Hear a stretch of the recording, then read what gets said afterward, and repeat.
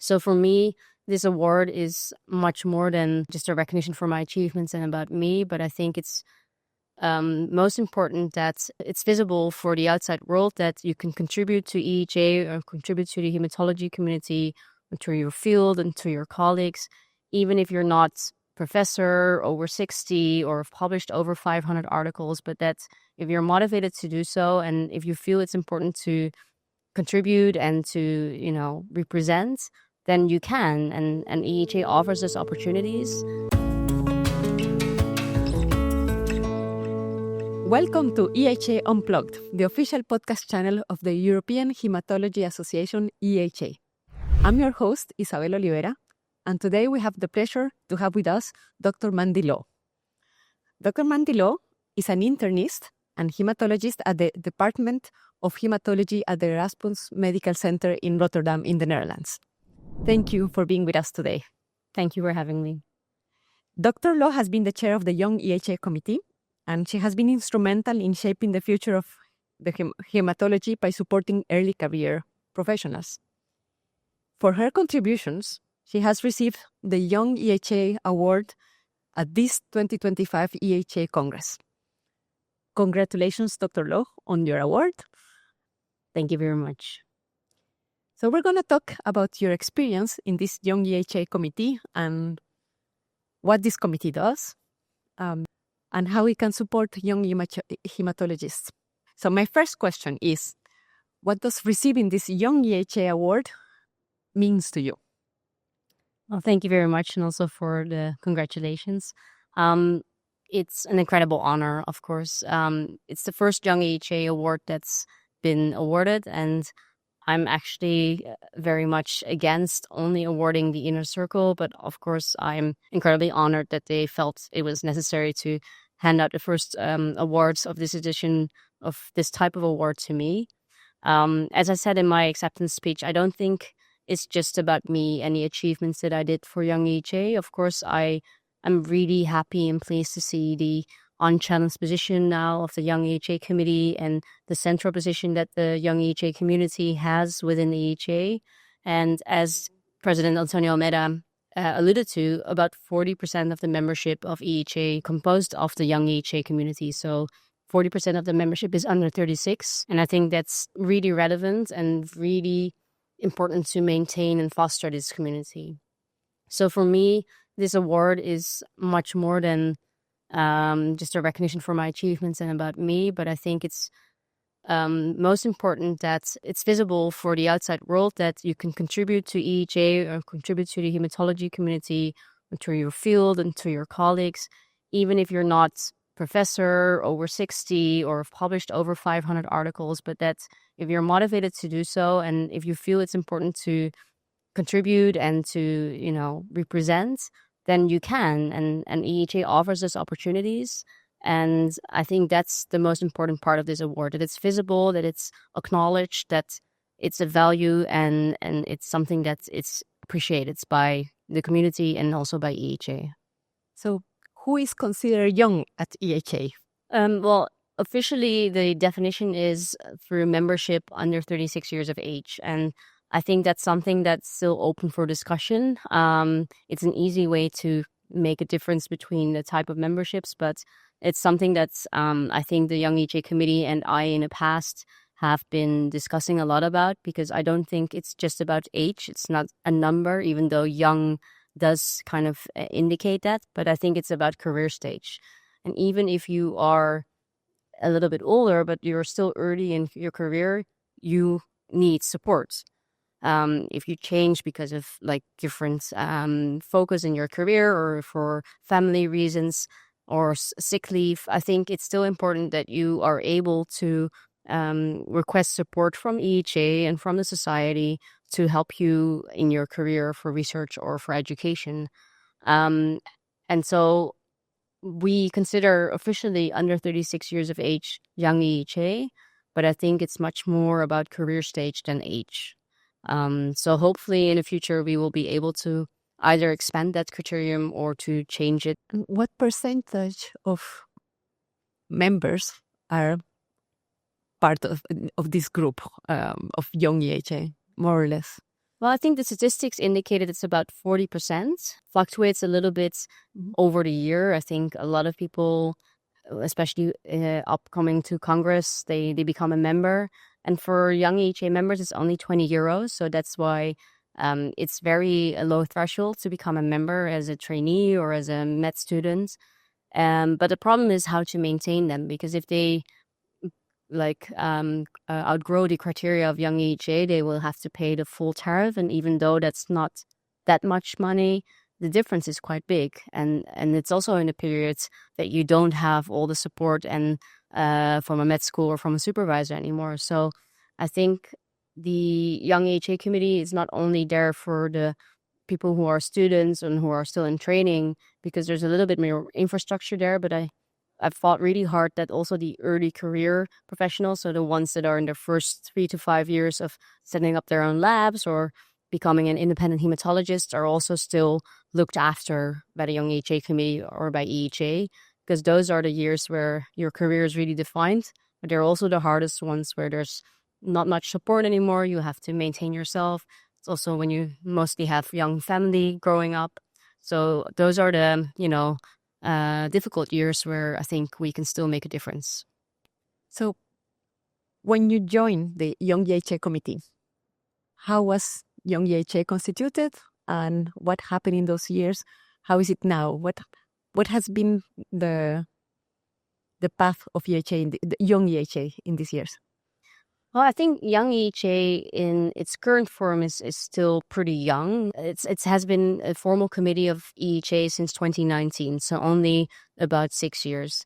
But it's the task force that preceded Young EHA has been there since about 2013, and it was established by alumni of the TRTH program, of whom many are still involved with EHA, such as Marek Meraz, Verena Geitzik, Heiko Becker, and they felt it was necessary to have representation for the younger generation coming off TRTH, having had the mentorship program there and a really great experience to have a bit more voice within the organization and other programs than TRTH to have available for the younger generation.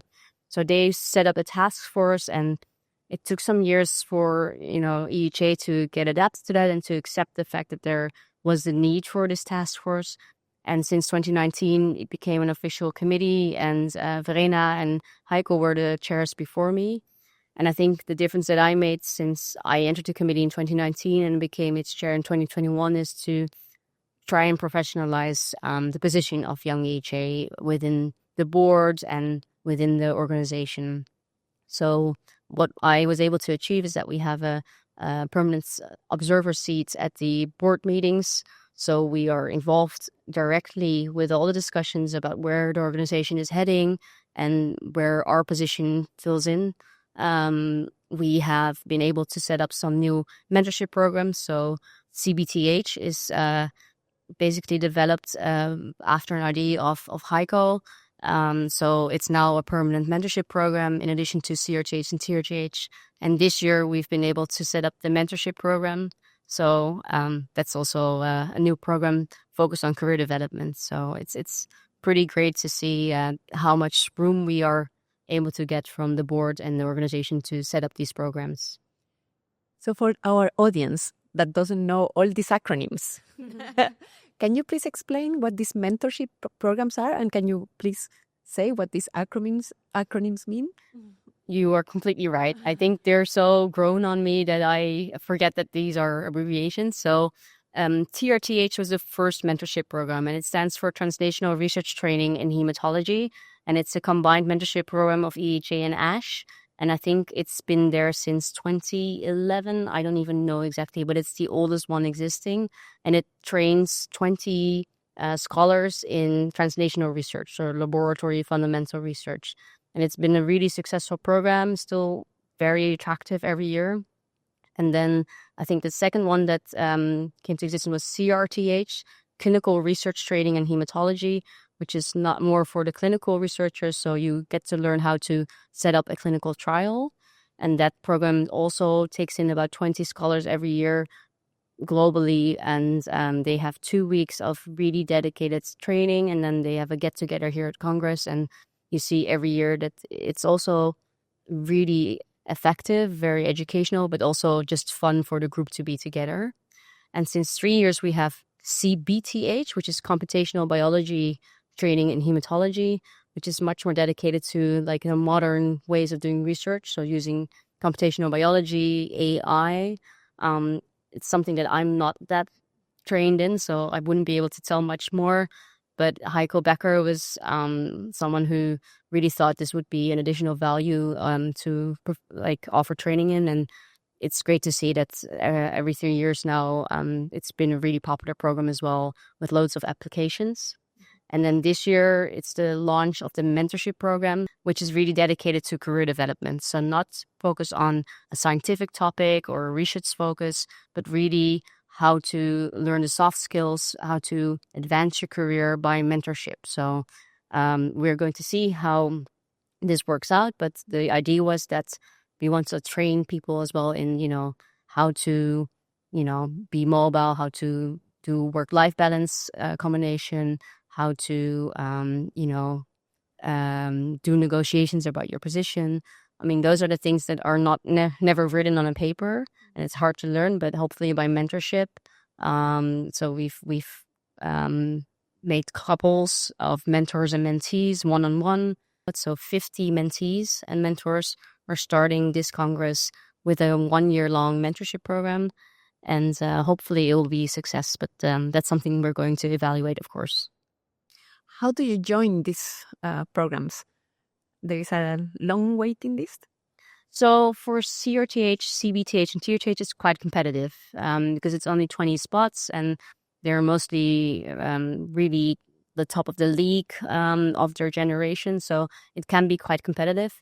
And that's why we also wanted the mentorship program to be there to be less competitive. So it's 50 people, no scientific or research minimum requirements, but just because they wanted to join. And we really fought hard to also include people from countries that are not usually involved in CRTH or TRTH. So people from Macedonia, Albania, Hungary, Turkey. So really the countries that maybe can use this mentorship to elevate themselves to the level that they need to become involved in the more competitive programs, and the countries that don't have access to the standard level of education that we're so used to in the Netherlands or in the Western countries.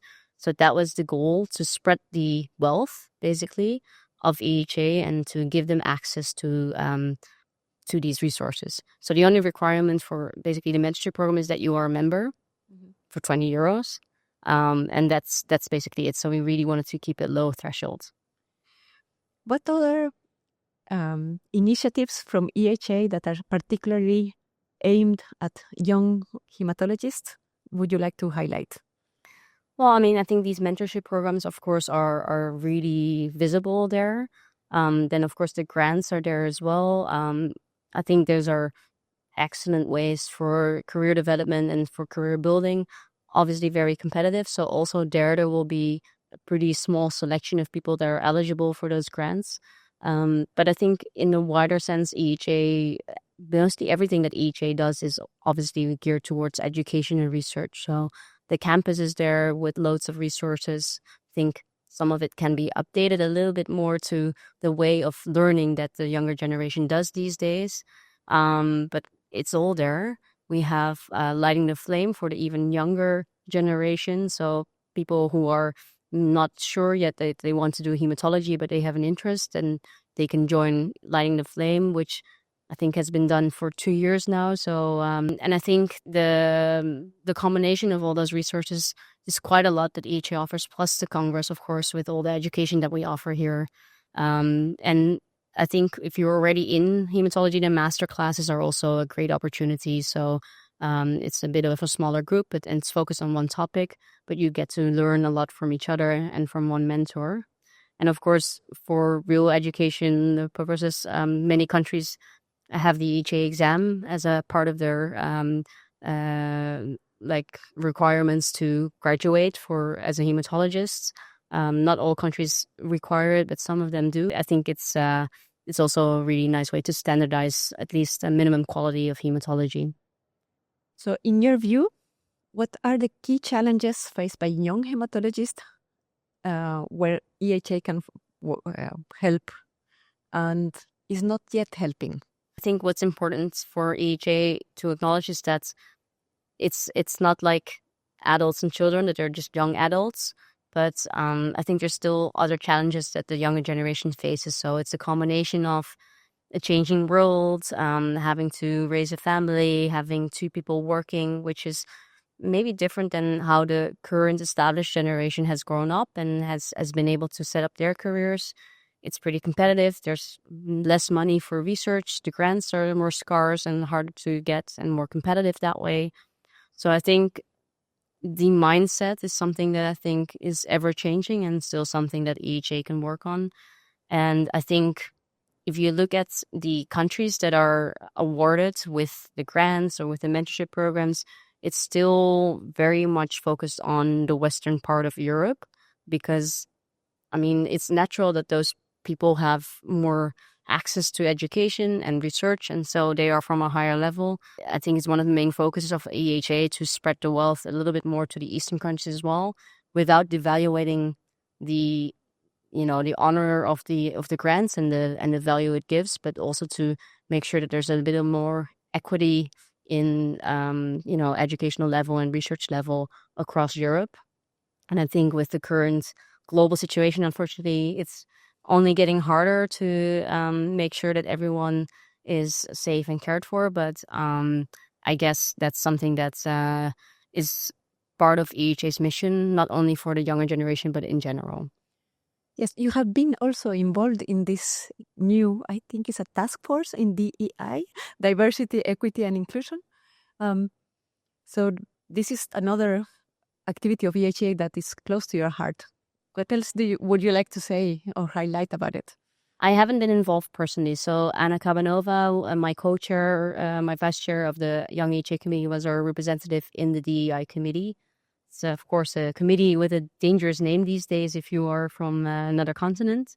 But I think it's very complementary to each other. So I think the DEI task force is very much geared towards giving that diversity, equity, and inclusion. So career stage and age are part of that. So that's also where the Young EHA committee fills in. And it goes beyond that, of course. But that's why I think they're very complementary to each other. And it helps each other. So how do you feel is the young voice represented at the moment in the committees and in general in EHA? Is this voice heard? Does Young EHA need more space? What is your view on this? I think the foundations are there. I'm very happy to see where we are today. Getting this award is an incredible honor and acknowledgement of the fact that we have come a long way. I've just seen Nuno Borges, my successor, presenting the Best Abstract Young EHA Best Abstract Awards. That's been one of my challenges in the past years, to make sure that we have a visibility not only in the events that we organize ourselves, but also for the big room of 15,000 people, that they know Young EHA is something that exists and that we are there and what we do. And seeing him there is, I think, one of the things that makes me proud. The fact that that's a natural given now, that it's okay for a Young EHA chair to present those awards, and that it's part of the Congress and it's supposed to be there. And I hope that's what I will see over the next years, that the things that I fought really hard for are now settled and established elements of Congress, of EHA, the seat at the board meetings, the involvement of younger generation hematologists in all of the different committees, not only by representation from the Young EHA committee, but it's a natural thing that not only established people get taken on the committees, but that there's diversity in everyone who's able to get onto those committees. That's you don't get selected only by CV, but also by what you can contribute and what you stand for. And that doesn't mean that you can only become part of the education committee or research committee because you have won an award, but also because you can contribute from a different angle. And I think with the different committees of EHA, it's getting better and better. With the SWGs, I think we can still make a difference there. So hopefully that's something that will grow over the next couple of years.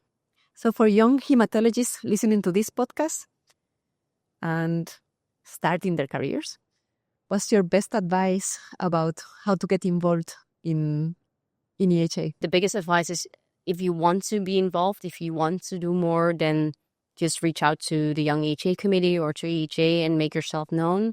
I think it starts with feeling that EHA has something to offer for you, with either Congress or one of the educational resources, that you feel that you have something there to gain from. And I think something that I really find important is that they feel a community feeling, so that it's fun to be part of EHA or to have colleagues and friends within the Congress or internationally that you get to see again every year at Congress, and that it's nice to be part of EHA. And I think it starts there, that you feel at home at the Congress and with the things that EHA offers, and maybe then apply for one of the grants or the mentorship programs if you want to get further ahead in your field. And if you really want to contribute in a committee, you probably will only do that when you already feel that there's more in EHA than that you want to get to know. So just inquire and ask, and first enjoy the things that EHA has to offer. So if you wanted the audience to remember just one thing of this podcast, what would it be? I think the one thing that I stand for, and that I hope Young EHA stands for, is accessibility. So if you want, EHA has lots to offer. You can just ask or look it up, and anyone can contribute and anyone can be involved. And I think that's the biggest important message that I want to convey. Well, thank you very much for being with us today. Congratulations again on this award and all you have done for EHA these years. Thank you for the audience for listening, and please stay tuned for more episodes.